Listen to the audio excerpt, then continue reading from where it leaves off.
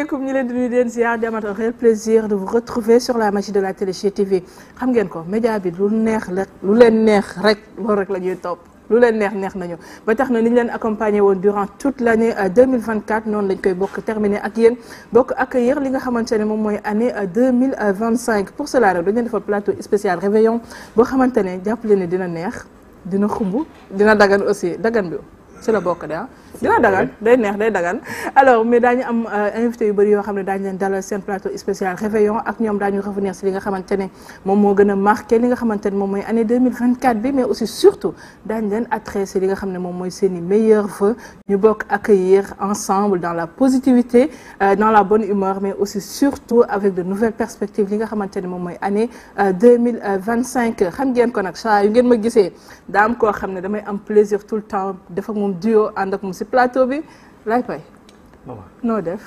sant yàlla amaat mbégte ak contentement bokk ak yow plateau bi rawatina suñu téléspectateur ni nga ko waxee 31 décembre ñuy féete nag li nga xam ne moom moo di naissance su année bu bees bi di 2025 mais balaa maa door dara maman tu es élégamment bien habillé say couleur lan la en rouge def ay je ne sais pas pétale dama ko xaw a oyofal nii rek c'est que sama modestie moom xaw a réer si fin d'année bi daal maa ngi jéggalu en tout cas tu es toute belle. merci beaucoup. Habillée en rouge mais nag del bàyyi yi ngay def c'est que yow da ngay gis ne.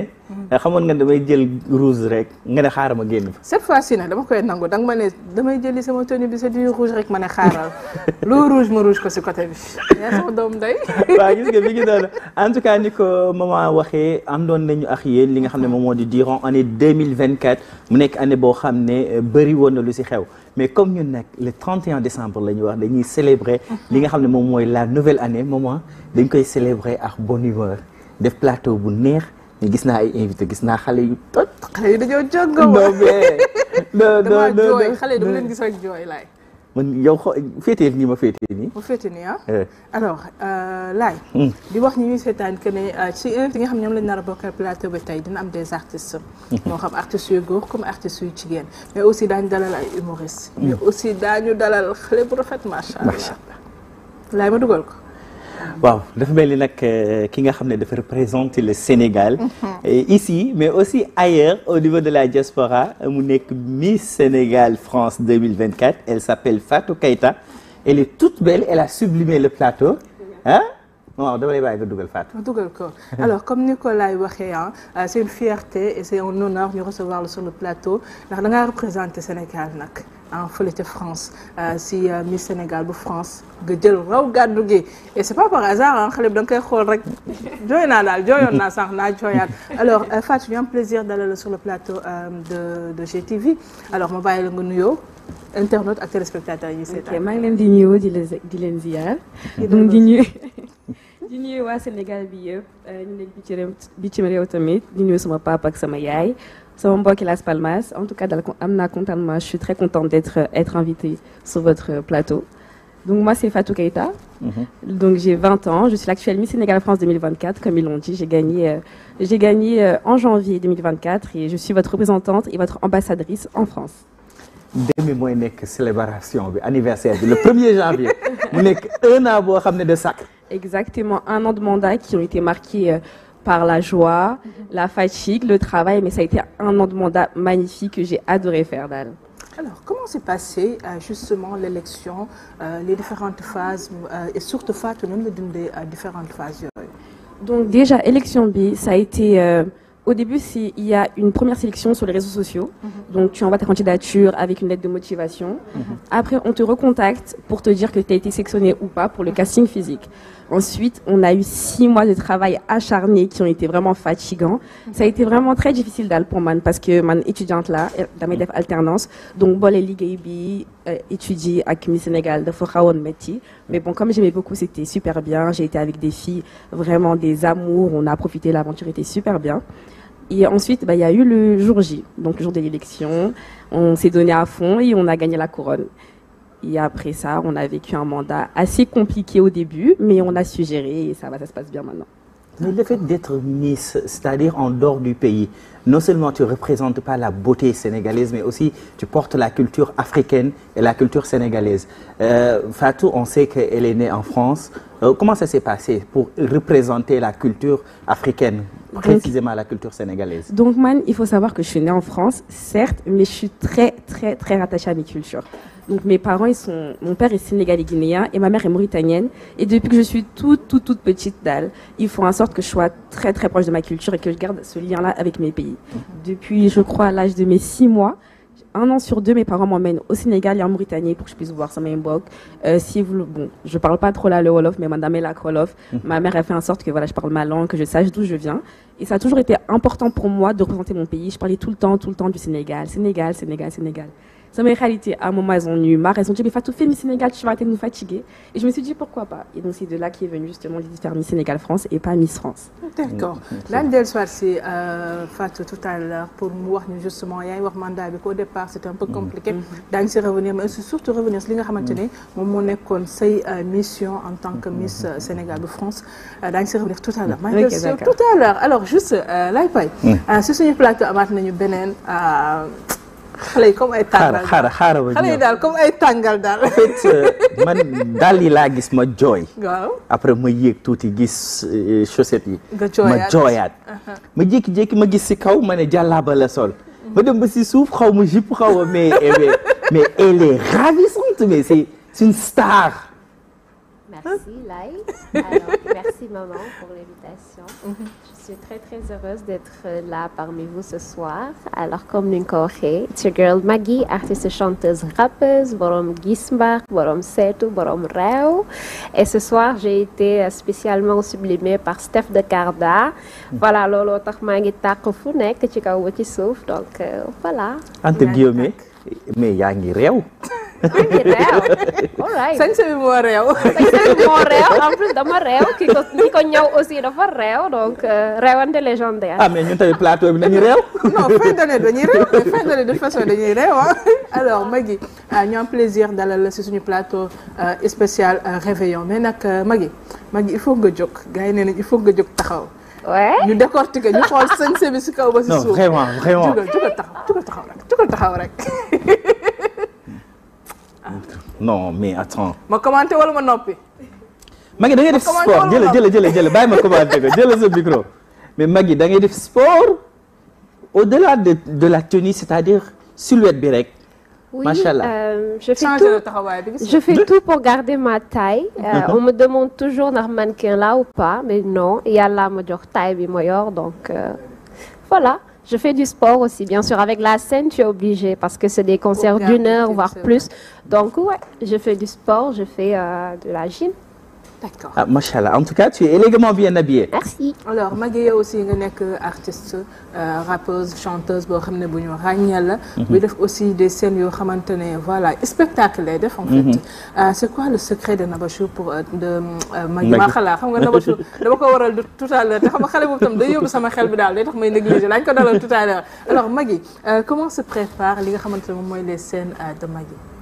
Alors ça se prépare de manière très très spontanée parce que ku xam Maggy xam ne dafa bëgg ay affaire concept ay affaire création donc des choses yoo xamante ne c'était du jamais vu j'essaie vraiment d'innover et de faire effort bi nga xamante ne moom lañ dul gis souvent si scène sénégalaise bi donc c'est pour ça que souvent je laisse un waouh wala je laisse un ok donc c'est juste ça c'est très très spontané donc ci man la nekk quand je fais un truc dama si dem ba jeex et souvent c'est en dormant que j'ai l'idée de faire ce que je veux faire donc c'est pourquoi souvent ça attire l'attention ou ça laisse pas indifférent c'est ça laisse pas indifférent les gens c'est ça effectivement fi ma doon ñëwee moom mooy style bi c'est-à-dire à chaque fois man je pense que benn jour jëloon nga ko Bonjour Sénégal mais c'est ça qui m'a marqué si yow mooy à chaque fois Maggy quand elle vient on sait que il y a l'extrait artistique bi nga xam ne moom moo si nekk et là en 2021 en 2024 bi nga xam moom lañ toll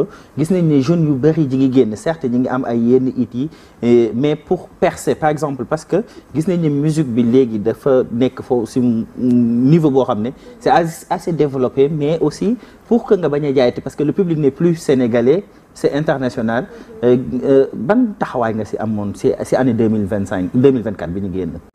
Alors 2024 moom bu ñu seetloo bu baax on va voir que j'ai pris un peu de recul parce que ça fait un moment j'ai pas été productive sauf si mu nekkoon yenn collaboration yi ma doon def parce que comme tu as dit musique bi dafa nekk di màgg bu baax dafa nekk di jël ampleur bu mag a mag a mag par rapport ak sénégalais yi par rapport ak aussi yenn plateforme yi lu si mel ni TikTok donc c'est très très facile aujourd'hui nga jël benn produit et que ça explose par exemple mais à un moment aussi dafay am benn effet bu néfaste bu nga xamante ne loolu lay joxe c'est-à-dire il y a trop de médiocrité il y a pas assez de recherche sur ce que les gens proposent et voilà du coup c'est facile de percer c'est facile de devenir une star rapidement en faisant du n'importe quoi et c'est pourquoi j'ai pris un peu de recul pour cette année pour faire beaucoup plus de recherche pour xoolaat bu baax a baax nan lay ñëwaatee et je sais que je vais pas vous décevoir parce qu'actuellement on est dans des projets qui promettent donc bientôt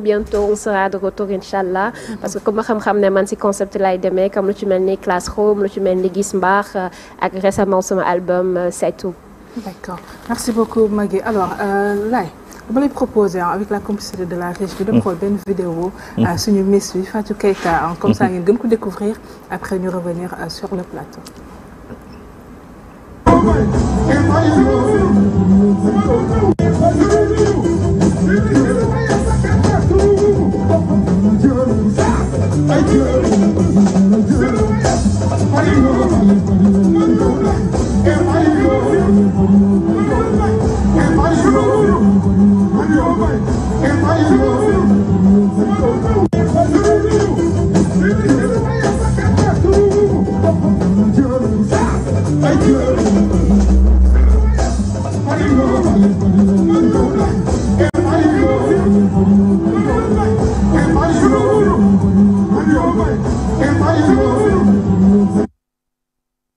tànk mi di yëngatu ba tuuti daal damaa yeddaat sama bopp rek Fatou nag bëgg nga ambiance. waaw bëgg ambiance nag ku ma xam ne man ambiance rek laay def ambiance. allez-y. oui man dama bëgg je couche la pare. vas-y. dafa lu la neex man kay dama bëgg ambiance man daal xale bu ndaw laa tamit suma ambiance lan lay def. foo jàngee fecc. ah foo jàngee fecc. ak Miss Sénégal France. man au début franchement j'avais 2 pieds gauche man mënuma fecc. man aw ma temps daaneel tamit waxuma si dara. mais depuis en fait avec Miss Sénégal France on avait une prof de danse de mbalax. et fii sax man kenn yoo a été super forte. et c'est elle qui m'a appris justement à danser après xam nga nag feeling moom da nga koy judduwaale. waaw da ngaa amaale feeling loolu dëgg la. waaw feeling bi bëri na mais man maa ngi gis vidéo bi mais man au-delà wu Miss bi gis naa ne c'est-à-dire joie de vivre da nga am joie de vivre c'est-à-dire tu aimes que ambiance fi nga nekk muy xumb Miss bi la Fatou tout le temps noonu la meloon wala. non loolu moom nag c'est beaucoup du Fatou. J'ai dit que pendant mon année de Miss j'ai essayé de faire en sorte justement pendant tout mon mandat de faire ressortir ma personnalité. man bëgguma mel ni genre comme toutes les Miss qui sont très carrées, je ne rigole pas, je suis juste là, je souris, puis c'est tout. Moi, j'ai une personnalité très extravagante, je rigole tout le temps, je danse tout le temps, je chante tout le temps dans mes lectamit tout le temps. Donc je voulais que tout ça se reflète, pas que juste la Miss, mais Fatou Keita. Et j'aime que quand les gens sont avec moi, ils disent qu'elle est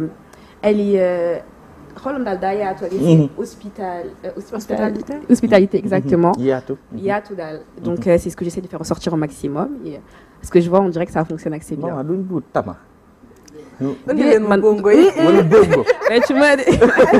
Fatou Laye Fatou si début bi yaa ngi doon wax que ne ce mandat en tant que Miss Sénégal France au départ c'était un peu compliqué.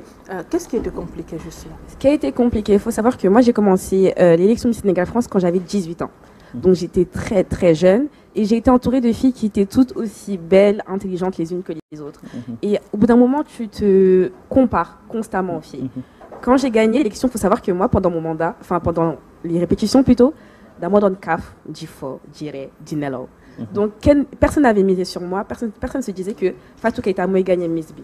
C'est-à-dire que quand j'ai gagné, il y a beaucoup de gens qui l'ont mal pris dans le public, dans les Sénégalais, et j'ai eu beaucoup de commentaires, beaucoup de messages, limite de l'harcèlement. Je crois qu'au bout de 3 jours de mandat, j'ai voulu arrêter j'ai voulu arrêter mon mandat, j'ai reçu des messages, Fatou, ah, t'es pas jolie, ah, elle aurait dû gagner, je sais pas pourquoi tu gagnes, t'as rien d'une Miss en plus t'es toute petite, danga pata, tout ça, ça a été compliqué, et bon, maintenant ça va mieux, j'ai réussi à apprendre à vivre avec, et les Sénégalais, on va dire que maintenant m'apprécient un peu plus, mais c'est vrai qu'au début c'était très très très compliqué.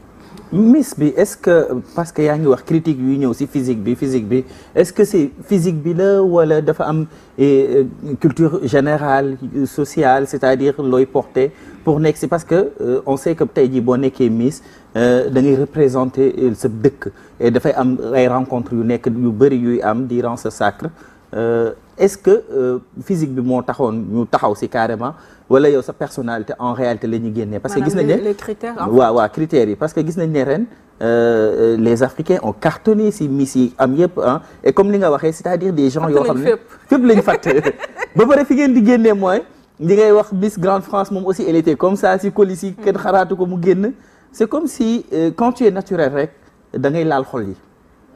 Donc on va dire que c'est assez complémentaire. Le physique joue beaucoup, c'est factuel, faut pas se mentir à ça, le physique compte beaucoup. Par contre, ce qui a joué en ma faveur, ça a été beaucoup ma manière de m'exprimer, on va dire mon discours. C'était mon discours qui m'a mis sur le podium. En tant que Miss, on s'attend à ce que tu puisses t'exprimer, que ce soit en français ou en Wolof, devant des caméras, devant des personnalités publiques et devant des chefs du gouvernement. Donc on ne pouvait pas se permettre d'avoir une Miss qui ne sait pas s'exprimer, qui ne sait pas parler. Donc on va dire que c'est ça qui m'a aidé, qui m'a beaucoup aidé. Après aussi beaucoup le sourire. Donc une Miss, on va dire une Miss, c'est 3 qualités qu'elle doit avoir. Elle doit être jolie, elle doit sourire constamment et puis elle doit savoir s'exprimer. Et parce qu'elle porte la voix, pas que sa voix, mais la voix de toute une nation derrière elle. Donc on doit constamment pouvoir faire comprendre aux gens qu'on n'est pas seulement une Miss en notre nom, mais une Miss au nom de toute une nation. Justement, quelle était tes principale mission en tant que Miss? Alors moi, je suis une Miss qui était beaucoup dans l'humanitaire. J'essaie d'aider au maximum les gens.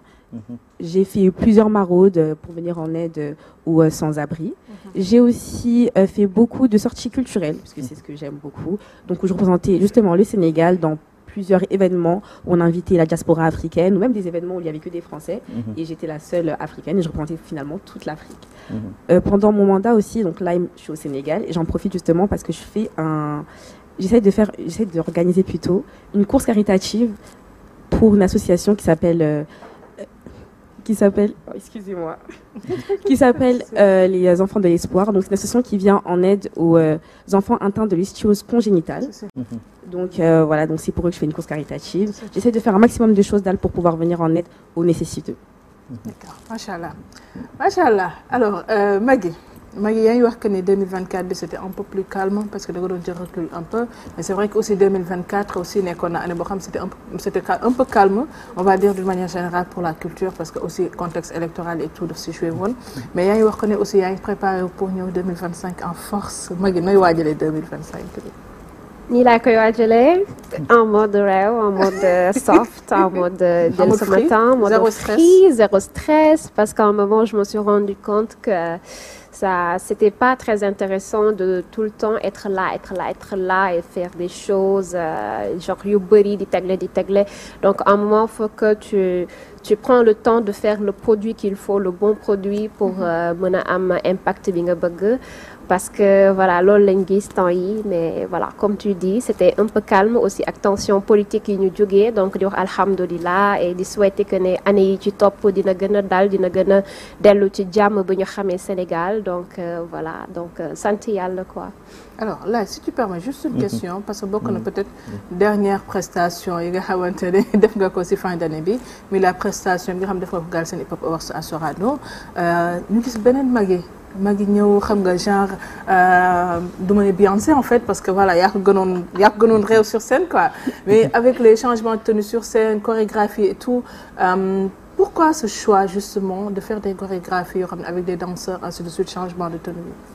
Alors comme je t'ai dit tout à l'heure rek parce que dañu tàmm di gis ne scène sénégalaise souvent du am effort bu bari, du am création, du am quelque chose qui laisse les gens vraiment content wala juste ñu émerveillé wu parce que c'est ça l'objectif en fait quand on est artiste en fait dañu war a bàyyi suñu empreinte ci ki nga xamante ne moo nekk duñu seetaan c'est pourquoi Galsen Hip Hop Awards nekk genre le plus grand événement je peux dire actuellement du hip-hop parce que ñëpp dañ koy xaar chaque année déjà année bi moo nekkoon 10 ans yi donc c'est pour moi bi ma nekkee xale bi ma daan seetaan rap bi may doog a bëgg rap grâce à Canabasse donc je me disais pourquoi pas ma dem fii donc année bi ñu sélectionné ma comme participant de ces prestations je me suis dit il faut que ma bàyyi sama marque il faut que ma laisser sama empreinte c'était pas facile parce que j'ai beaucoup voyagé au début du mois avant aussi et tout et du coup j'avais pas le temps de tout organiser et tout mais l'idée était déjà là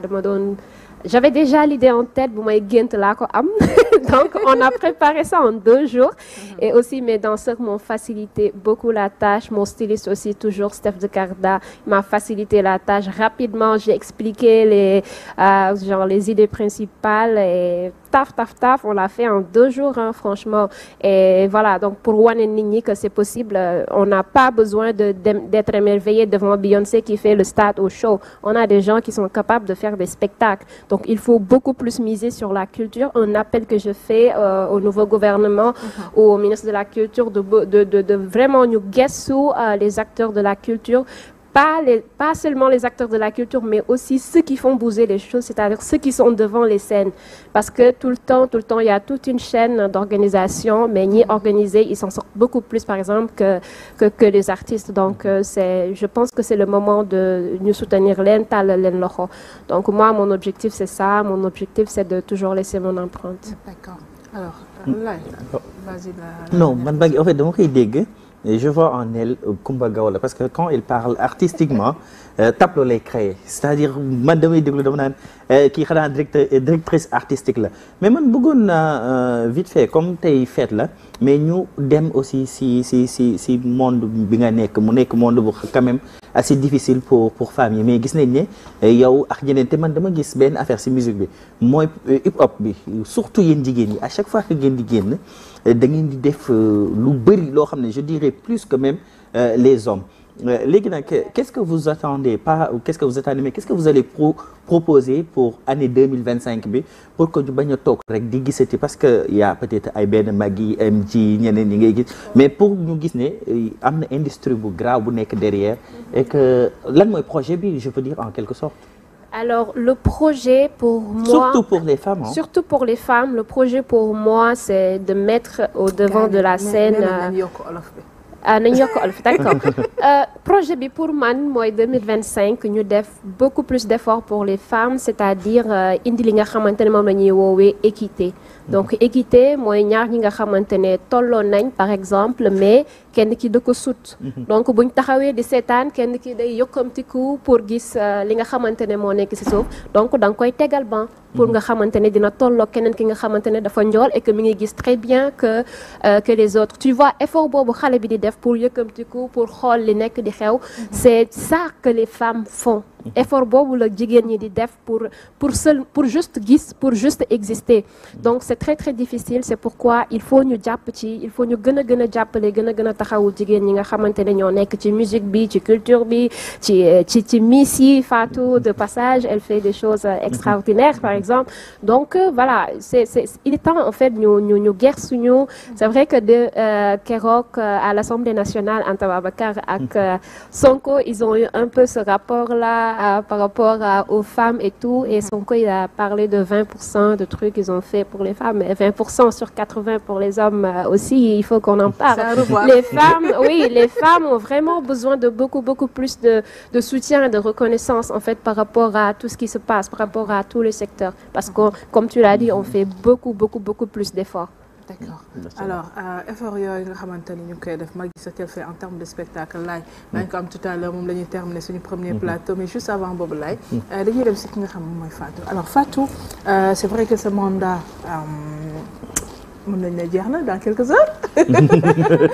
mais non en attendant lépp. leen ma jooyloo yéen damay jooy waaye. des na tuuti xam nga reposer waat question bi dindi si partie boobu. alors lan mooy li nga xamante ne moom mooy xaar Fatou après li nga xamante ne moom mooy mandat de ministre est-ce que da ngay présenter waat wala est-ce que da ngay li nga xamante ne moom nga jot a capitaliser durant 2024 bi yëpp nan nga ko nar a utiliser après.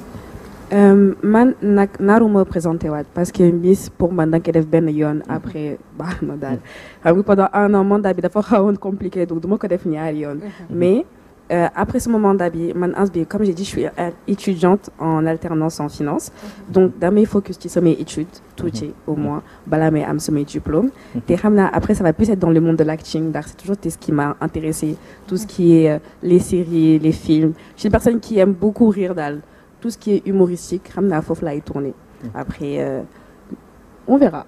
ok gis naa yenn extrait yooyu théâtre mais nag Fatou tamit. man de dama bëggoon après mandat wa Fatou après sa mandat dama la bëggoon rek jox sama bague bi. comme ça je vais enfin passer la bague au doigt à une Miss Fatou. Elle a dit oui. Elle a dit oui. 2025, Fatou, elle a dit oui. Maman, officiellement, Madame Paya. Exactement. dégg nga original xale la yéen génn leen si. mais yéen bàyyi leen li ngeen di def. man mii sax à tout moment boo ngeen ma gisee biir Paris rek jàpp leen de Fatou la àndal. mais maman juste comme. mais war fin d'année lañ nekk tey baax nañ leen ko. mais tout à l'heure yaa ngi doon wax ne am nga ay projet surtout si affaire humour ak yu ni mel mais quand même aussi bëggoon naa parce que aussi bul fàtte ne Fatou elle représente certes Miss Sénégal France mais moom melting pot la c'est-à-dire yeneen dëkk yi nga xam ne bokk nga xam ñoom mu nekk la Guinée la Mauritanie ñoom aussi nan la ñu dundee li nga xam ne moom moo di seen doom ñu sacré ko. Il y en a à qui ça a pas trop plu ñu ne lu tax ma teg Sénégal ma bàyyi Guinée ak Mauritanie mais xam nga les trois ñoo yem daal donc franchement les Sénégalais les Mauritaniens et les Guinéens c'est la même chose donc franchement eux tous ils ont pas vraiment eu de problème il n'y a pas eu trop de problèmes et j'essaye un peu de représenter les trois communautés d'essayer de m'intégrer dans les trois communautés donc jusqu'à maintenant il n'y a pas eu de problème et après ça bon après tout le monde sait que man nag sama xol Sénégal moo ko moom nag Sénégal moo ko moom donc tous mes projets ça va plus être au Sénégal même les projets de centre culturel que j'aimerais faire en France Inch'Allah c'est plus pour les Sénégalais entre les Sénégalais de la diaspora pour qu'ils puissent apprendre leur langue leur culture donc peut-être dans les années à suivre je mettre un peu plus mes pieds dans mes autres pays d'origine mais là pour l'instant je suis plutôt focus sur le Sénégal. Machallah am na solo. merci beaucoup alors balaa ñuy tàggatoo ak yow dañ lay bàyyi Fatou nga présenter li nga xamante ne mooy say meilleurs vœux ñi nga xam ñooy sa famille ñi nga xam ñoo doon accompagner ñi nga doon àndal. mais aussi ñëpp ñi nga xam ne ñu ngi toog actuellement di la seetaan. ok déjà je vous souhaite une bonne année, une agréable année remplie de bonheur, de santé et de réussite. Je souhaite une bonne année à ma mère, mon tout, celle qui me supporte et qui me suit dans tous mes projets, à mon père, à ma famille, à ceux que je fatigue matin, midi, soir, mais et à mon manager, Mamadou Thiam, c'est lui qui m'a beaucoup aidé pendant mon année de Miss. Il a été là quand j'avais besoin, quand j'étais pas bien, quand j'allais bien. Donc je te remercie beaucoup pour tout ce que tu as fait pendant cette année pour moi. Et je remercie aussi tous mes amis et tous ceux qui sont sur le plateau. Je vous souhaite à toutes et à tous une agréable et bonne année. Mais il faut que tu aies écharpe. Il faut que tu en plus. Non, en tout cas, mais aidez-le. Non. Laay puusal ma wan la dama bëgg Miss bi défilé laay xoolal. bàyyi yow bul yàqal non attends mais Miss bi nag. xoolal bu ko yàqal damay bañ mu génn fi ñu koy demander explication. non amul demande d'explication. c'est comme laa bëgg juste 3 pas aller-retour. quoi man est-ce que dinaa ko mën. vas-y 3 pas aller 3 pas aller-retour rek. da ngay xool lool rek.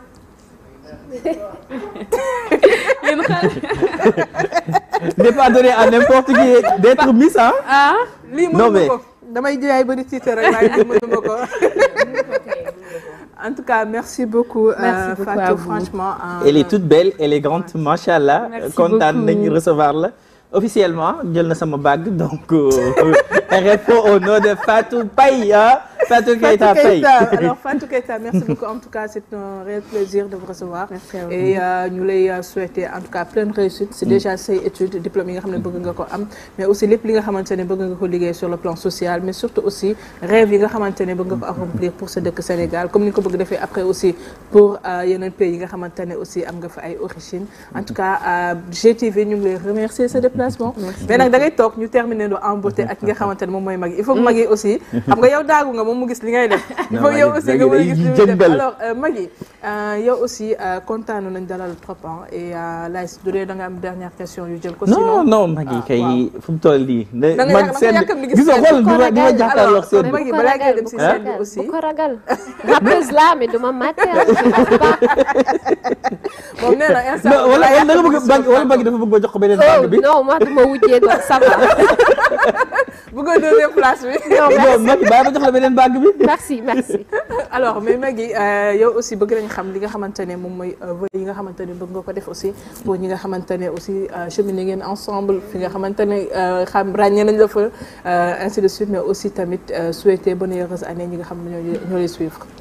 Alors avant may def sama meilleur vœu damay fàttali rek événement bu ñu marqué cette année-ci par rapport ak fi ma nekk muy Africulture Ban mooy décès bu ñu am ci Am Kana de son vrai nom Amadou Kane qui nous a quitté très très récemment, donc di leen ñaanal ñëpp fu ñu toog ñu defal ko Fatiha ak 11 l'Ikhlas, donc vraiment soxla na ko et di ko ñaanal fi mu nekk gënal ko fi mu jógee bu baax a baax.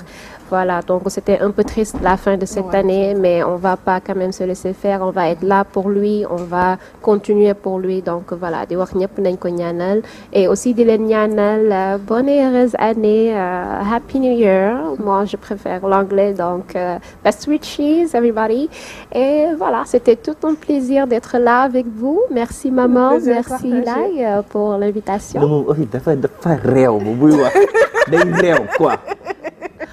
alors wàll nañu ñëpp instant bi alors comme ni ñu ko waxee woon en live Magui aussi ñu lay remercier aussi et surtout di la féliciter.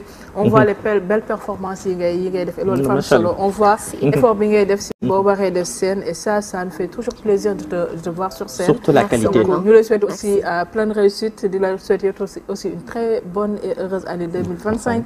lépp loo xam ne yaa ngi koy wut lépp loo xam ne yaa ngi koy yóotu yàlla na la yomb te mu nekk li gën. amiin maman yaa baax amiin waaye ñu bokk lépp inchallah. yàlla nga am mbàgg.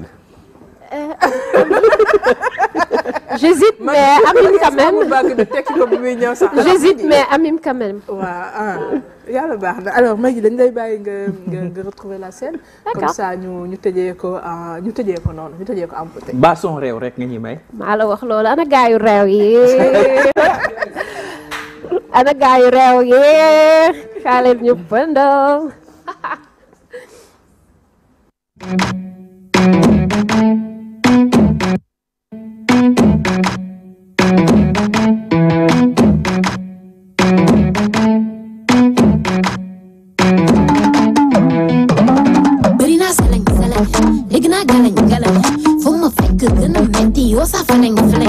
dama xarañ je cogne et je gagne bu ma woo bu doon xaalis bëgguma keleng bokkuñu niveau mënuñu niroo xale sexe xale classe xale capot bëgguma mito bëgguma ay babo bëgguma ànd ak yow ndax bëgguma sa jikko I got your fans on my knees your fan in pocket trying to have me gonna untrue even when I sleep nobody stop me I'm the queen doo yi def metti pare fépp def baax bitch I'm so clean bëri naa salañ léegi naa galañ fu ma fekk gën a metti yoo sa falañ dama xarañ je cogne et je gagne bu ma woo bu doon xaalis bëgguma keleng man dama réew man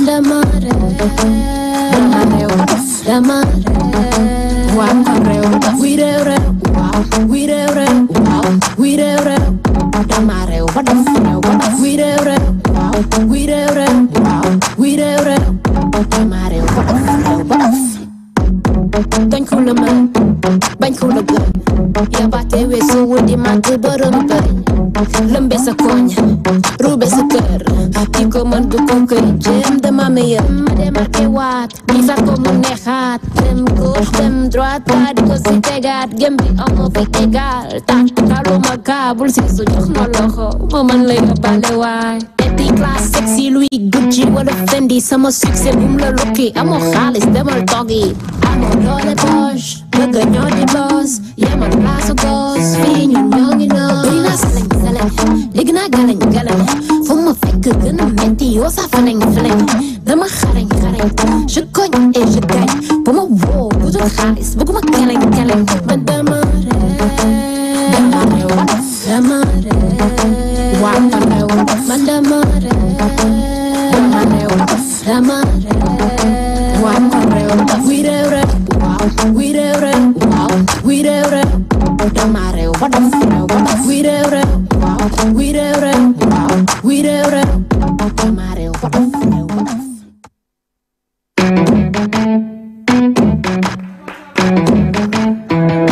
ba daf non mais Maggy en fait son bi neex na ma noppi. man Ibadou laa woon. bi nga ne son bi naan dafa am lu si bëggoon teg mais bàyyi Maggy wax la ko hors antenne daal damay bañ fii xam nga gars yi après convoqué ma fii mais en tout cas merci en très belle prestation Maggy kontaan nañu bu baax dalal kontaanoon bu baax dalal Fatou Keita Laye. mais dañuy changer xam ngeen fin d'année la ñu wax. Fatou ñëw na sublimer li nga xam ne moom moo di plateau bi Maggy ñëw wax ñu lu réew lu neex mais man instant bi dama am envie lu reetaan lu parce que dama gis ñu fecc lu neex tamit fii. waaw am na ñu doon fecc léegi de. non ñu doon fecc faw ñu invité leen. foog ñu daal leen si plateau bi. ñu doon fecc daal. foog ñu ñëw fecc loolu de waaw gis naa fi ay ñu am carrière ci affaire yi ñu ngi ñëw. nag Maggy nag bàyyi liggéey moom nee na ma humoriste la jógee léegi fenkat la. mais ndigli cag na de ndigli cag na de kuñ fi piri laa gis ak ndiglu cag. alors Maggy ñu bàyyi nga waaw alors tàggatoo nañu donc kontaan nañu bu baax dalal leen comme ni ngeen ko waxee donc on va changer de plateau dalal ñeneen léegi ñooy bokk découvrir andoo ñan la ñuy dalal.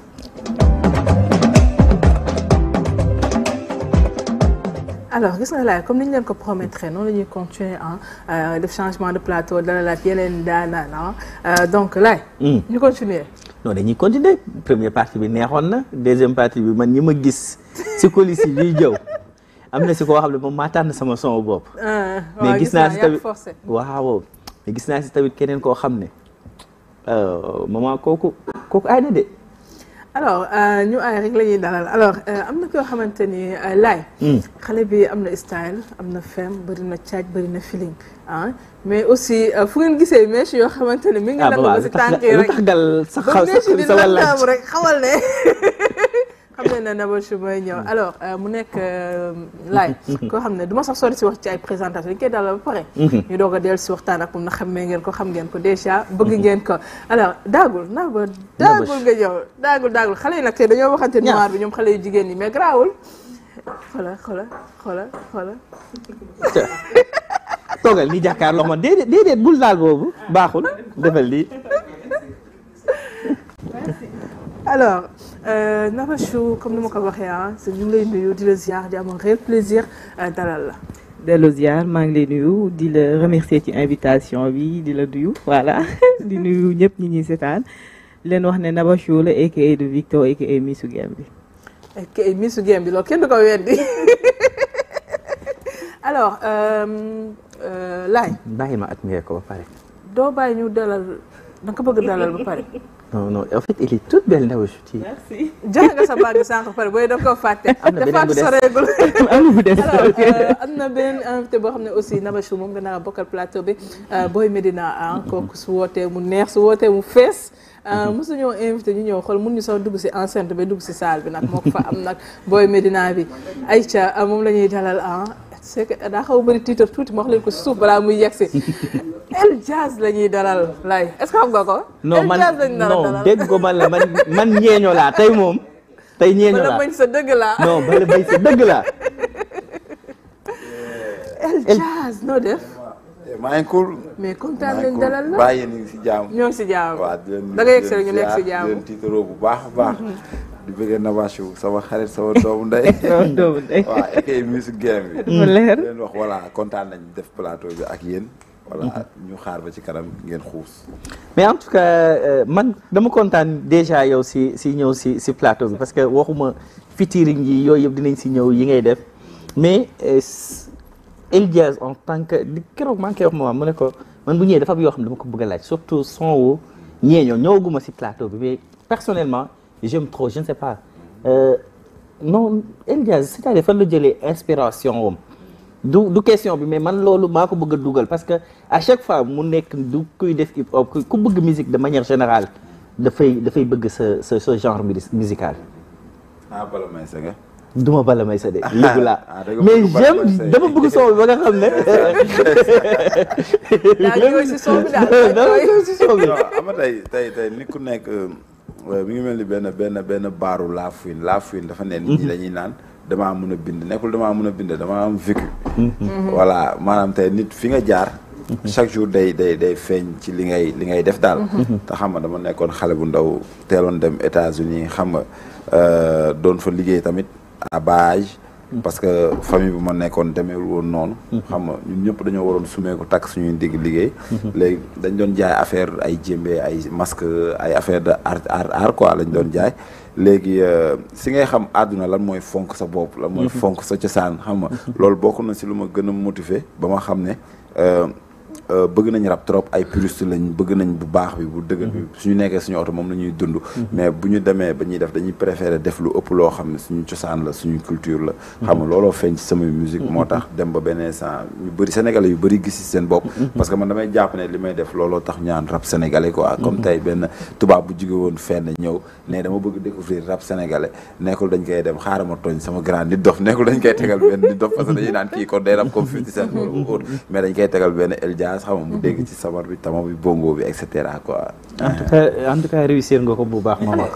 yaa ngi wax dem États-Unis dellu soit mais est-ce que tey tamit le fait que aussi El Jazz nekk booy Médina aussi est-ce que taxul mu tax parce que nee naa Médina ba léegi laay romb si mbedd bi. est-ce que aussi cette xam nga nan laa ko mën a expliquer mais cette Médina dafa mel ni ñoom culture boobu dañ ko jël ba léegi approprié wu tout ce qui est sabar tama xam nga ay simb ainsi de suite. waaw ku wax Médina wax Mbaye Gueye Faye ku wax Médina wax Vieux 5 wax Doudou Ndiaye Rose wax Youssou Ndour donc loolu c'est normal quoi loolu c'est normal parce que dëkku lébu la Médina mooy quartier bu ñu njëkk sanc biir Dakar quoi xam nga maanaam képp beneen quartier boo gis rek Médina maanaam moo la jur parce que foofu la sa maam jugee boo fa jugewul sa maam jugee na fa donc yoon la mu feeñ mais teewul tamit benn instant Médina mi ngi woon maanaam tey comme façon musique bi may def dama ko xeex ba ñu nangu ko sax mais au début ay cinquième ñoo fa nekkoon bugg su seen kumpa et cetera man ma nekkoon seen booy mais après bu ma demee ba def analyse gis lu ñuy naan nit bu la jiitoo foog ngay jël ci moom ak yenn exemple yi bañ ñoom lu leen dal yenn yi nga éviter ko yow tamit ñu la jiitu tamit def même chose loolu moom ma tax ma dérivé ci affaire yi quoi tamit xam mais teewul tamit lu ma dëkk Médina tamit joué na ci bu baax macha allah ñu ngi dellu si tout à l'heure El Jazz laay loolu question boo xam tout le temps man fépp foo xamante ne Nabachou ñëw na wala presté les gens se posent la question keroog daa ñëw mbaaw am koo xam ne bu may laaj dafa ma naan ana borom mèche yi mais Nabachou ku leen leen ak temps bi mu siy jël yéen daa mel ni mèche yi neex na leen de non mèche daf ñoo neex naa ko indi waa non du mèche de yow ki ko porté moo neex nit ñi waaw loolu am na ay lay yemal waaw loolu am na joxe nga bàgg ba pare kii dama koy refoulé dégg naa mu joxe bàgg ci joxe na bàgg de léegi bu bëgg niwaat sampuwaat dina compliqué li alors Nabachou 2024 bi certes mu ngi tàggoo na sax laay wax parce que léegi ñu dugg si li nga xam moom mooy le 1er janvier incha allah 2025 Nabachou noo dundee année 2024 bi. Voilà ça a été vraiment une année spéciale parce que nekkoon na année boo xamante ne nii mën naa nekk si laa defar sama comeback parce que Nabachou toog na à peu près 3 ans yoo xamante ne ni génnewul projet gars yëpp di ko xaar ma ñëw ak sama nouvel album bi ñu duppee Naba Style boo xamante ne nii gars yi yàgg nañ ko xaar pendant des années et j'ai eu à faire des collaborations yu am solo yoo xamante ne nii gars yi apprécié nañu et pratiquement j'ai fait toutes les grandes scènes de Dakar en ce moment en commençant par kii ni ñu koy waxee sax l'événement de Saint-Louis. Festival de jazz waaw. La Biennale. Dakar en jeu. Récemment avec mon frère comment il s'appelle encore Nit Dof waaw show of the year. Gisuma Lamba aussi j'étais là-bas. Hier aussi j'étais au Parcelles Assainies ci concert waa Yaas. Voilà donc c'était une année spéciale boo xamante ni vraiment j'ai vraiment apprécié. Qu'est-ce qui est le secret qui est derrière ci koo xamante ne comme ni nga ko waxee toog nga 3 ans pratiquement yoo xamante ne def nga stand-by un peu qu'est-ce qui a été spécial ba nga xamante ne Nabachou dès son retour elle s'est imposée sur les plus grandes scènes. Bon le secret mooy ne que dañu toog lëlu ak sama waa équipe muy premier pas ñu def liggéey bu am solo boo xamante ne ni tey moo tax Nabachou bi mu ñëwaatee gars yi pas apprécié parce que ça a été vraiment un travail très difficile parce que dañu toog pendant des années di liggéey di xool ban orientation la ñuy jël pour ba nga xamante ne ni bu ñu ñëwaatee gars yi dinañ apprécier. Voilà c'est ça y a pas de secret parce que gars yi tout le temps dañ may laaj Nabachou nu mu demee nii. Voilà non c'est juste le travail bien fait y a pas de secret loolu la demee donc c'est ça. mais nga toog 3 ans ñëwoo nga ñëw année boo xam ne da nga fekk scène bi xale yu bëri génn actuellement mais aussi réseau yi nekk fii mu nekk TikTok bon peut-être amoon na yenn réseau yu fi nekkoon mais cette fois-ci xamuñu ko mais comment ça fait que parce que à chaque fois ñu wax Nabachou fexe nga ba ñu xam déjà image de la personne ndax borom mèche mais texte bi c'est-à-dire à chaque fois dafay nekk loo xam ne lu comme li ma doon wax tout à l'heure ak Magui mooy lu am loo xam ne c'est travaillé c'est-à-dire y a un travail derrière. waaw c'est ça c'est vrai c'est un travail comme ni ma ko waxee c'est un travail énorme bu ñu def man ak sama équipe. parce que lii du liggéeyu benn nit kese. parce que bu doon Nabachou kese la peut-être ak talent wam ça serait un peu difficile tey ma yegg si ci benn stade bi parce que affaire bi du talent kese. il faut nga am talent am leneen luy nekk sa ginnaaw. donc noonu la demee. Inch'Allah. Alors Magui. non lu Magui de. El Jazz man nii c'est que man fin d'année bi nii sama xel bi day négligé daal.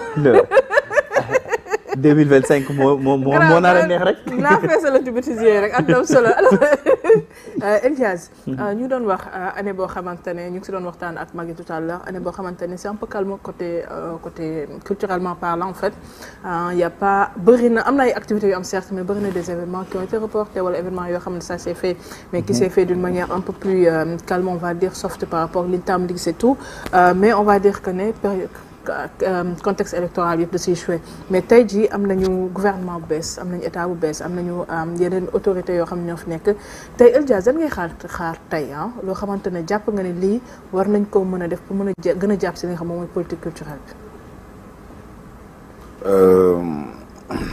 question bi nag neex na ma trop parce que bokk na si lu ma yàgg jooytu. mi ngi mel ni démb rek. jël naa sama temps benn instant seetaan assemblée nationale bi yëpp.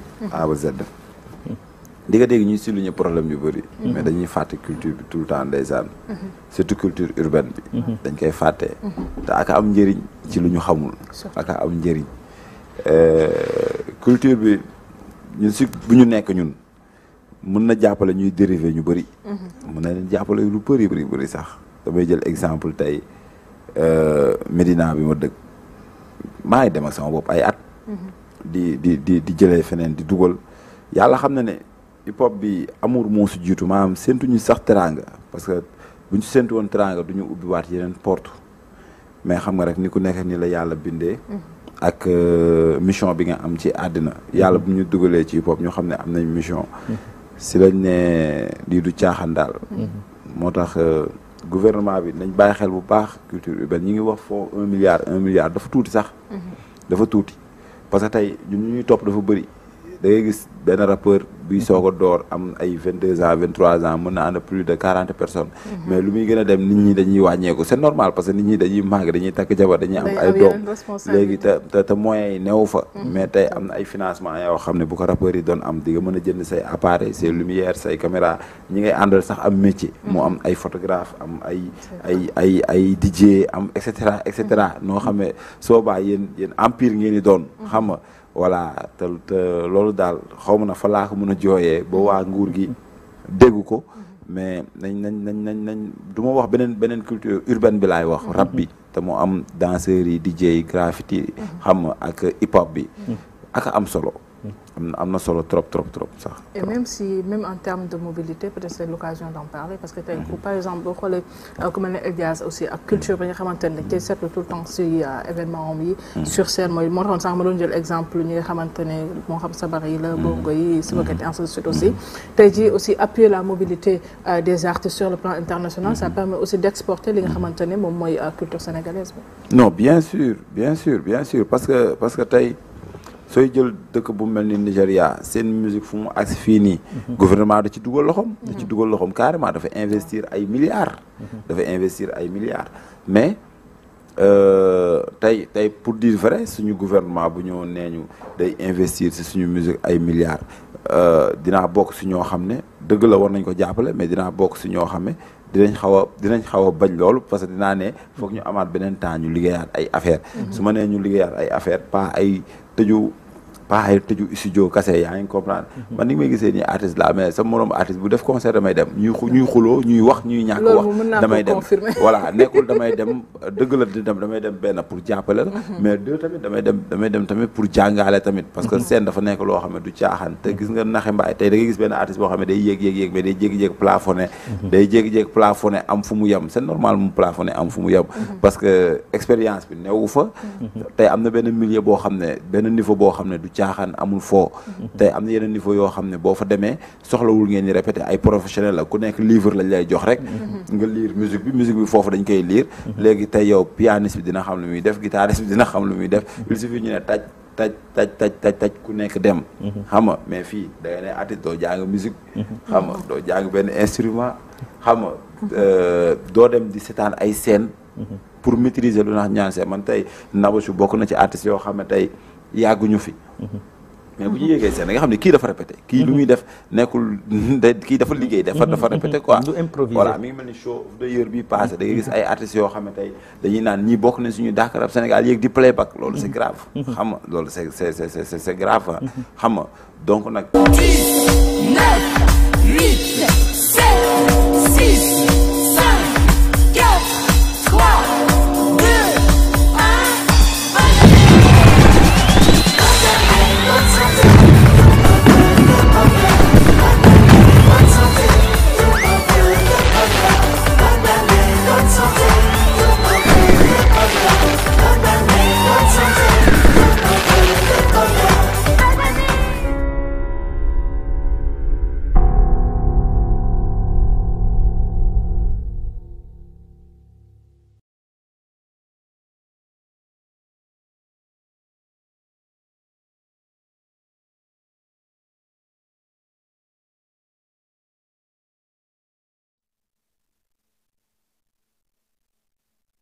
Plus 221 a pu en tout cas faire cette connexion-là et c'est quelque chose qui fait que ça bouge. Donc on a été à Bilbao pour un festival il y a quelques mois. Donc voilà, toute cette connexion-là permet aussi au moins aux artistes hip-hop sénégalais basés en Europe de pouvoir tourner, de pouvoir aussi prester et de pouvoir aussi défendre en fait cette culture-là là-bas. C'est important. En tout cas am na solo bu baax a baax ah Cheikh Blaise kontaan nañ trop dalal la aussi bu baax a baax. Alors laaj fu ñu jëm.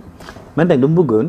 Ceeki def meilleur vœu ma def suñu meilleur vœu comme ça ñu bàyyi ñi nga xam ne ñoom ñoo fi nekk war a toj plateau bi rek. ñu toj yow liñ naan xel bi lu mu ko digal mu def waaye yow alors Ceeki dañ lay bàyyi nga traité li nga xamante ne mooy say meilleur vœu ñi nga xamante ne ñu ngi ñuy seetaan ñi nga xam ñoo lay topp ñi nga xam ñoo lay suivre voilà pour année 2025 bi. waaw di souhaiter à tout le Sénégal mes meilleurs vœux 2025. di ñaan mu doon atum jàmm. di ñaan mu doon atum en tout cas réalisation projet bi nga xam ne moo tax ñu teg fi président bu bees bi. Bassirou Diomaye Faye ñu am si yaakaar bu bëri. jeunesse bi am si yaakaar bu bëri. jeunesse bi ñàkk si lu bëri. Sénégal ñàkk si lu bëri waaye am nañu yaakaar malheureusement. dëkk yëpp yi nga xam ne révolution dafay am ñàkk da ci am sacrifice da ci am ñun waa diaspora tamit dem nañ def suñu kéemtalaay kattan si xeex boobu ndax Sénégal fait partie des pays les plus respectés en Afrique. Donc c'était important ñu dëggal loolu.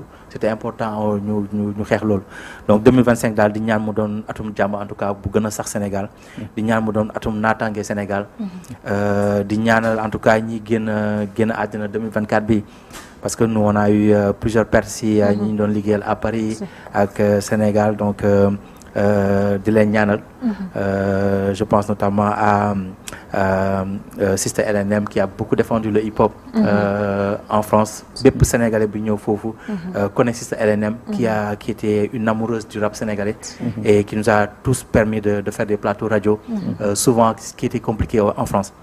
Donc je lui rends un vibrant hommage et puis di ñaan suuf sedd si kawam di ko ñaanal aussi Fatou Sall de l'association Senasso qu'on a perdu aussi il y a quelques semaines et qui nous a beaucoup choqué mais yàlla mooy décidé donc moom aussi elle a beaucoup aidé au fait le hip-hop donc pour tous les événements Senasso à Paris dañuy jënd un lot de tickets pour ñëw donc c'est normal que je leur rende hommage parce que c'est des personnes qui ont impacté notre vie là-bas en tout cas et qui ont aussi ñëw fi Sénégal ak seen association di dimbali ay nit donc des gens que je voulais vraiment rendre hommage et grand Yaman Mané qu'on a perdu aussi ñoo ne woon Bilbao qui a fait un témoignage sur man qui m'avait énormément marqué et touché donc voilà di ñaanal ñi génn daal yàlla xarale àjjana woyofal suuf seen kaw yéexe ñu ñun mi nekk fii ñu continuer en tout cas liggéey bi ñu fi àndoon ak ñoom et puis ñoom ñu satisfait si ñun et suñuy satisfait suñuy waajur qu'on soit satisfait aussi si Sénégal ndax Sénégal moo ñu ñor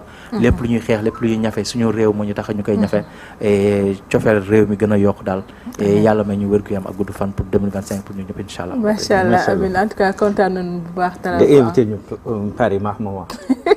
waaw sorti album bi. waaw présentation mais sorti album bi laay invité. non Paris nga ñuy invité pas pour. waaw pour Paris. waaw pour Paris bi présentation bi album Paris la. waaw kon baax na. xoolal day mais du ma la jël si aéroport day ba tàmbali yomb na.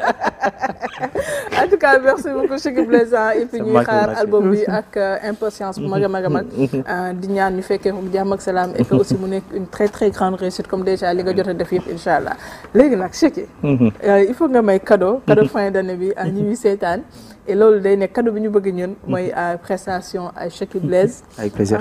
ok bu la say saf neen bu ñu porte plainte dañ ko may. non alors ñun moom yéen fi nekkal. waaw kon baax na alors on va accueillir Chekib Blaise mu def benn prestation avant ñuy dellu si clôturer suñu plateau ak ñeneen daaraat.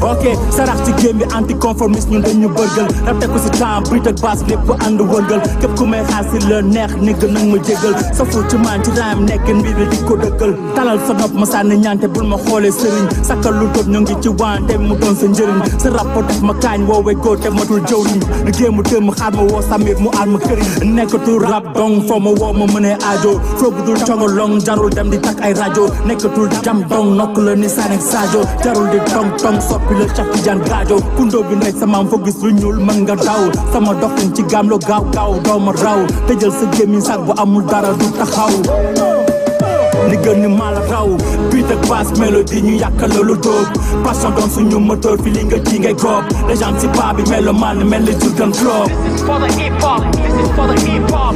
beat ak basse mélodie ñu yàkkal lu dóob passion doon suñu moteur fi li nga ji ngay góob légende si paa bi mélomane mel ni Jurgen Klopp. This is for the hip hop, this is for the hip hop. mbuus lu mu rëy rëy mësul def lu gën pep defet lu mu xëy xëy teg jego mu gën tep bokk si cour des grands sans trophée citizen fep tànk du dellu ginnaaw everyday step ni nga kon teg ko si temps man ak yow bokk ñu ran ku nekk sa saay rek sa camp xaw ma la bay nekk sa sang doo remplaçant togol blanc du clan du plan du content ok ku la jàngal pes nëbb la ay coup d'amba di la ñoo di test nekkate ñoo ngi lay coup d'amba suñu gémbee weesu mbër yi nekk bantamba ni nga tal ma dulul feesal sama content pan yamal sa place alal sa glace ni nga duma sa maas xajoo si taas ngay wër di kaas ni nga di woote laas mato pajas bayo fi das di ñëw di alcatraz ngay woote ren li nga te amoo baar constant si game bi ñaata at te doomu yóbbu baar at yi di dem may gën di neex ni vin di maye baar rii mi gën gis te dugul saa ni nga yëkkati baar nigga ne ko kaaro kaar beat ak basse mélodie ñu yàkkal loolu dóob passion doon suñu moteur fi li nga ji ngay góob légende ci paa bi mel man mel ni Jurgen Klopp beat ak basse mélodie ñu yàkkal loolu dóob passion doon suñu moteur fi li nga ji ngay góob légende ci paa bi mel man mel ni Jurgen Klopp beat ak basse mélodie ñu yàkkal loolu dóob passion doon suñu moteur fi li nga ji ngay góob légende ci paa bi mel man mel ni Jurgen Klopp beat ak basse mélodie ñu yàkkal loolu dóob passion doon suñu moteur fi li nga ji ngay góob légende ci paa bi mel man mel ni Jurgen Klopp. This is for the hip hop. This is for the hip hop.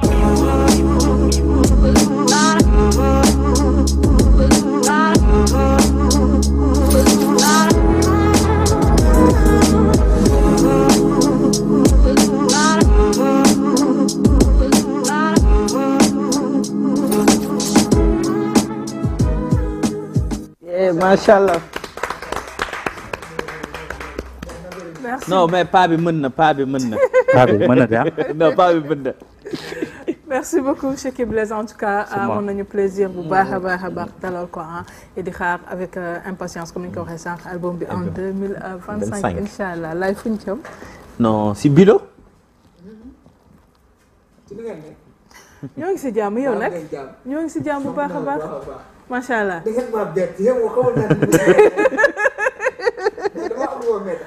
waaw loo metti. dadi waxuma woon ni plateau fête dana nañu.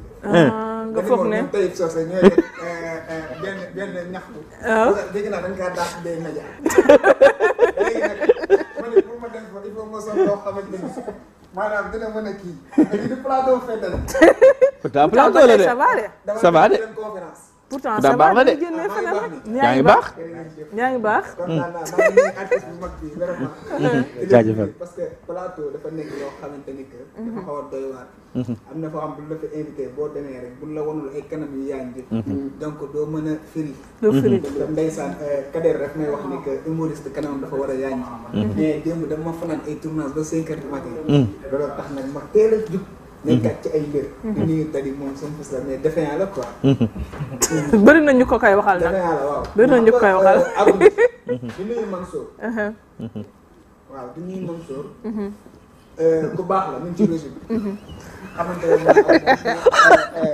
maa ngi koy dugg gis. xamante wax na moom mais maa ngi koy dugg gis. ah tey nag li ma dal fii yëpp. yaa ngi koy dugg gis ngeen ko waaye yàlla baax na.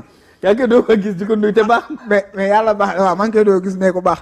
mais xam nga problème boo gis am na solution. problème boo gis am na solution man du ma lépp damay wax loo xamante ni que. moo ko fekkee. wala ku ko fekkee jël ko wax ma ko parce que man bëgg ma ko ma yeb. dafa am benn muuma bu dëkk sama koñ ñu may ko soxna. mu jël soxna si guddi gi. léegi moom bi mu xëyee bëgg na wax nit ñi ni leen man jël naa sama soxna bi ci guddi. mais xamul nu mu koy waxee gars yi. dafa xëy sol silet maam woddoo ab sarbetam da nga koy romb min la donc mi ngi noonu problème bu amul solution pour man amul donc damay jox alaaji dadi bu doxalee rek mu daal doxalaat jërë ngeen jëf. léegi nu ma demee nee na nga wanaat ko ko. ah nee na nga waaw da nga koy romb min la donc nag loolu moom pour man daal problème bu amul solution amul yàlla na jàmm yàgg. waaw. maa ngi jooy non Bilo respecté ñu. dadi yow la fekkee. da ngay ñëw rek miinante nga ak téléspectateurs yi. miin nañ ma samay xarit lañu maa ngi leen di nuyu di leen kontaane di leen jaajëfal di leen wax ni bonne et heureuse année 2025 yàlla nañu yàlla may ñu dugg ci bismillahi rahmaani rahim génn ci ak alhamdulilahi rabbil alamin di nuyu artiste bu mag bi nga xam ne man maa war a présenté insha allah rabbi album sortie bi amoo passeport maa ngi moom génn na dem amoo visa maa ngi moom non dañ koy wutal naa la après sama numéro waaw moom rek laa di leen kontaane bu baax di nuyu waa Sénégal comme man ngay liggéey moom mu lay tëg bët kii loolu lay def nag barke Serigne Touba 2024 waaw neexoon na mama neexoon na sant yàlla ndax àdduna moom boo ci nekkee yàlla dogal nga nekk ci at ci ay weer di weeru 12 mois yàlla bàyyi la ngay dund ak sa nafsu sa bakkan te dara jotu la sant yàlla bu baax alhamdulilah di nuyu ñëpp nag di wax que ni ki nga xam ne moo di. léegi bi tout le temps day verser plateau bi. kii nu mu tuddati voilà moom moo tax moo comprendre. voilà léegi maman. waaw booy bi. léegi mu jën ko clip bi nag. maman yoo xam nga ni clip bi la. maman booy bi ma la indil. booy la boo xamante ni si bokk na ci booy yi nga xam ne. actuellement réew mi dañ leen commencé di bàyyi xel. moom mu nekk booy boo xamante ni si. yaa ko mag de. ah yaa ko mag waaw moo tax ma naan booy nii. mu nekk booy boo xamante ni si dafa commencé viral ci TikTok bi. mu commencé nekk star fu mu génn ñu naan ko kañu photo parce que li mu fi jot a maye nii. bokk na ci li nga xam ne moom moo ko yóbbu fu sore léegi nag baa ngi jégalu léegi nag fi mu toll nii léegi nag moom laay bàyyi mu démarré bu ko defee ñu daal di kii am. waaw dafa am fu ma waroon a commencé rek te commencé wu ma fa. mooy ni que nuyu Sénégalais yi. di leen ñaanal ci at mu bees mi ñuy dugg. dadi dafa wax lu am solo mooy bonne kii dama kaa mënul wax ci français. donc nit ñi dinañ comprendre. nit ñi noonu dinañ ñaan yow it booy waaw moom laa bëgg a wax. waxal ma ko. déedéet waxal rek bonne àggale bonne heureuse. bonne heureuse année. waaw da ngay topp moo da ngay topp moo kay bonne. non yow kay waxal bonne ba pare. bonne. heureuse année 2025 mi ngi noonu donc maa ko fi wax léegi dara méttiwut mi ngi noonu di leen nuyuwaat bu baax a baax di nuyuwaat artiste bu mag bi di ko wax ni bii yóbbu dadi bu mu fi fàtte ndax baam gàtt na loolu waaye ci njër gi la bokk. fàtte yéen artiste bu mag bi dem France tax ngeen fàtte ñun ñi si plateau. waaw loolu dëgg la non yow mooy loolu après dinañ ñëw ak yow donc mi ngi noonu di nuyu ñoo xamante ni que ñoo ñuy jàppale. xam nga dëgg la fu ñu dem fu nekk humour moo ñu fay yóbbu. waaye day am ñoo xamante ni que ñoom ñoo ñuy jàppale wallahi di sonn si suñuy carrière. donc dama ciy nuyu kenn rek ngeen may ma ko ma insister si moom. mi Anista ñu gën ko xam ci Anta. ko ku baax la ci man. waaw maa ngi tuub kon. mi ngi noonu maa ngi jégalu sama nit la waaw mais maye moo tax ma ñëw fi. li mu wax si suuf nangu laale ko rek nga yeggale si Anta bi. Anta ku baax nga maa ngi lay nuyu sama xarit nga sama doomu ndey nga. amul benn problème incha allah si dëgg la ñoo far am sama koñ la dëkk soudeur la. xam nga quartier boo dem am na benn soudeur boo xamante ni bu palanteer yi yàqoo moom la ñuy woow. bu porte yi yàqoo moom la ñuy woo ñooy defar seen cantine yi mais yi mairie di jaayee. mais am moom du liggéey yooyu. moom soudeur mécanique professionnel la ñu koy wooyee soudeur VIP. comprendre nga. am ku sa jakarta yàqu si am nga jëm. am kii daw ba sa maal daal di dajjeeku puqatiku ca am nga jëm. am doomam doon na football lu garaaw laay wax ni di dëgg la man nee naa la lu may wax rek maa ko fekke am doomam doon na football. benn booy ak daw jël ko booy bi daanu damm am ñaari fracture si tànk bi maire yi ñëw yooyu waaye yóbbul sa doom ji hôpital am ni lii du dara am moo tiim tànku doom ji suude ko booy bi jóg àggali masam dugal ñaari bii tuddee ko baayam am kon xam nga ni kon am mën na waaye am ci am fitam am ci ñime yàlla am na benn xale bu jigéen boo xamante ne ngeen baal ma sol na slip 6 mois sol na slip 6 mois parce que li tax mu sol ko 6 mois benn yoon la mës a fête anniversaire am ñu may ko cadeau donc moom minimum dafay rendre heureux ki nga xamante ni que moo ko may njit laay comprendre nga kooku bi mu ko solee 6 mois ñu dem ba langitu njit laay li daal di dagg waa quartier bi la ñu woo ñu jël njit laay li yóbbul ko téer bi lépp ci am fi am ñu yóbbul ko ci téer bi dégg nga ma njit laay li bi mu yàqoo dañ kaa jël yóbbu ci téer bi mënu kaa ñëw ñu woo waa quartier bi ñu ñëw jàppaat njit laay li parce que njit laay li toll na loo xamante ne benn nit àttanu ko biñ jëlee njit laay li yóbbul uude bi mënu kaa ñëw léegi biñ demee ci écurie yi làmb ji mbër ya fay bëree ka entraînement ñu jël leen indi leen waaw pour ñu ñëw dimbali ñu si njit laay li ñu dem ca école de football ba jour ya fay football ñu jël leen indi leen pour ñu ñëw mën a jàppoo slip bi yóbbul am parce que slip bi demoon na bay jàpp matière armignon ndax yàgg ci xale bu jigéen bi léegi nag tubaarkàlla ba ñu ko yóbbulee am moo jël njiit laay li suude ko ba xale bu jigéen bi solaat ko doxewaat ay soxlaan jërë ngeen jëf ñu ngi noonu jërëjëf Alaaji Bilu dëgg li nga fi wax ni yëpp nday kenn mënu koo gëm waaye comme wax nga ko rek ñu ko jàpp ñu waslu si àq rek ci waslu àq rek. ñu waslu àq rek. waaw léegi maman man damay joxe benn boo xamante ne si man maa ko dama koo fekkee parce que man nekkuma koo xam lu nekk yéen a koy fekkee. non parce que li ñuy def nii métier la benn. ñaareel ba mooy dañu war a respecté. ndax lu nekk yéen man moo wax la benn affaire ci man nga xam ko. spectacle bu ma dem ñu ne ma mu ñëw avant mu dese 2 minutes su ma ñëwee du ma yëg. lii métier la dama ci fayee ko. ok pour mu leer léegi maman man dama fekkee benn waa joo xamante ni si dama demoon hôpital ma xawoon a feebar ma dem fekk fa ku mel ne Abdoulaye Paye mu taxaw nii médecin bi di man la njëkk a xool ma ne ma sa suukar baax na sa yii baax na ma ne ko kuul na ma taxaw di xaar waa ji ñu xool ko waa ji ñu ne ko da ngaa jabet da nga moytu lépp lu neex jabaram la àndaloon bi mu ñëw déglu bu baax ñu ne ko lépp lu la neex yow na nga ko bàyyi mu ne waaw ñu ñibbi ñu reer ba pare mook jabar ji ñu tëdd ba guddi 3 heures du matin waa ji wokku jabar ji ne ko lan la mu ne ko dama kii jabar ne ko yow dañ laa tere lu neex de. mais dañu waroon woowaat médecin mu leeral. xaw ma de jabar ne ko dañ laa tere lu neex de. mais yow yaa fekkee nga ne. yaa fekkee médecin bu fekkee foofu. 3 heures du matin non loolu après waa ji moo ko doon expliqué waa journal. waa ji moo ko doon expliqué waa journal mais xam nga même sama mbokk kii dafa leen di tooñ des fois sama mbokk saraxule yi des fois sàcc yi ni ñu moytu dugg seen kër yi saraxule yi. parce que saraxule bi sàcc bi dafa tëb prier dugg ci kër saraxule yi ñu jàpp ko dóoruñu ko saagawuñu ko xasuñu ko yedduñu ko waxuñu ko dara dañ ko yuuxu ba mu tëx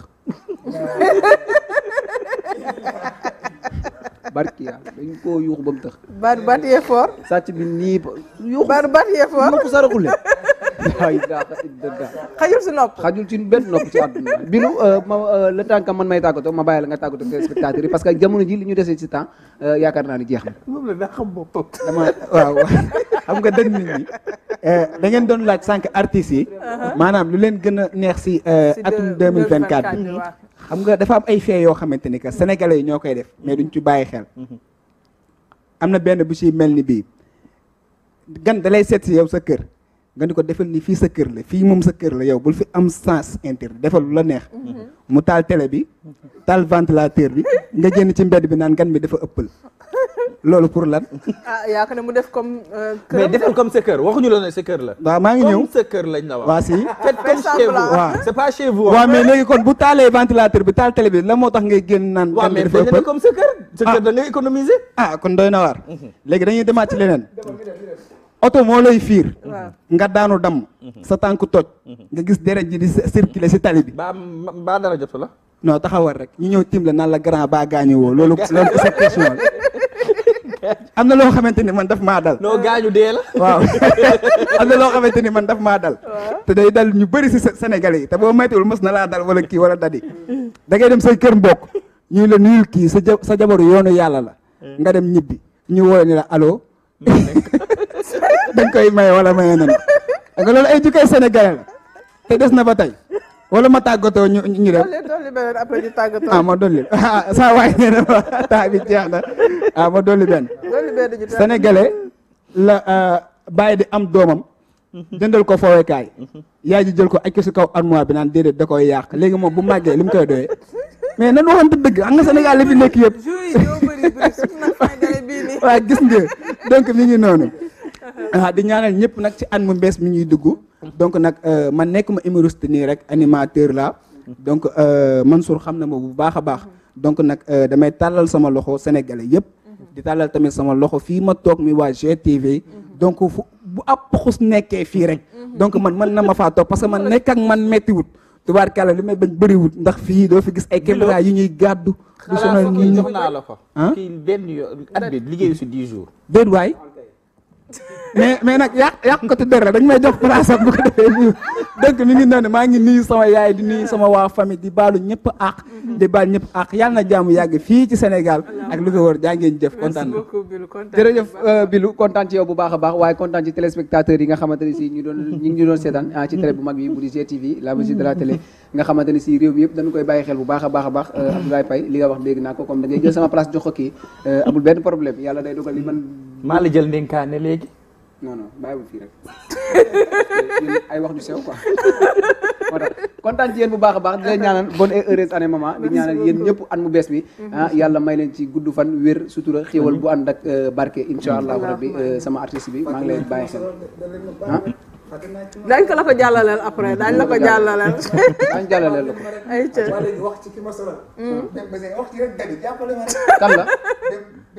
Bem Bazin. Bem Bazin Bem Bazin voilà. Bem Bazin voilà moo ngi noonu moo solal biiru humoriste bi. est-ce que doo may Ceki Blaise nga ne Ceki Blaise ni ko noo koy waxee. jox ko nee naa ko Triblaise yàlla na sa jàmm yaa kenn di yow Bem Bazin maa ngi lay siyaar lii ngay jaay rafet na donc mi ngi noonu. maman ayca maman. alors merci beaucoup Bilou l'humoriste kontaan nañ trop si teewaay bi daañ ko seet si ki la solal daañ ko seet incha allah ñu waxtaan ak moom bul wax dara en tout cas merci beaucoup ci déplacement même aussi merci beaucoup si partage d'humour bi nga xam dañ koy def nga xam parce que réveillon la ñu wax aussi il faut nit ñi kontaan nga xamante ne dañuy duggee si positivité boobu noonu si li nga xam moom mooy année 2025 bi donc merci beaucoup Bilou Dadi revue de presse aussi xam naa ne Dadi moom après beneen yoon di ñu defal revue de presse li xew ci at bi en tout cas merci beaucoup kontaan nañu ànd ak yow déjà toute l'année ci Bonjour Sénégal mais aussi kontaan bokk ak yow ci plateau fin d'année bi Ceki Blaise aussi merci beaucoup d'avoir fait le déplacement et comme ni ñu ko waxee woon di la ñaanal jàmm ak salaam bu wér a wér laay dama lay bàyyi nga tàggatoo avant ñuy en tout cas di remercier ñi nekk ci plateau bi Ceki Blaise sama mag moom duma wax ci moom di remercier surtout Ben Bilu ak Dadi moom mooy nekk son premier invité 2025 bi incha allah si émission ndénkaane mais maman aussi am mbégte contentement bokk ak yow plateau tout au long de l'année gis ngeen ne bokk nañ plateau yu bëri yu neex mais sama xarit ku baax moom aussi di ko ñaanal mais surtout les téléspectateurs yi nga xam ne yéen a ngi ñuy topp biir réew bitim réew rawatina les invités yi nga xam ne maman xam na li si def émission ñu woo leen parfois c'est pas évident vous faites le déplacement ngeen ñëw ñu leen di remercier bu baax nos familles ñu leen di remercier aussi ndax gis nañ ne jàpp ngeen si bu baax a baax parfois ngeen doo ngeen ñu sax gis si yenn événement yi maa xam moom tàmm nañ événement bu mag bu nekk ñu ngi si biir télé bi mais sant yàlla yéen ñëpp di leen souhaiter une bonne et heureuse année 2025 yàlla na nekk année de la réalisation projet yëpp ñu réaliser ko mais surtout li nga xam ne moom mooy primé muy la santé yàlla nañu ko yàlla defal xaalis bu bëri di dem joxante rendez-vous nag si Ceki Blaise fu mu ñu invité rendez-vous 2025 à Paris inchallah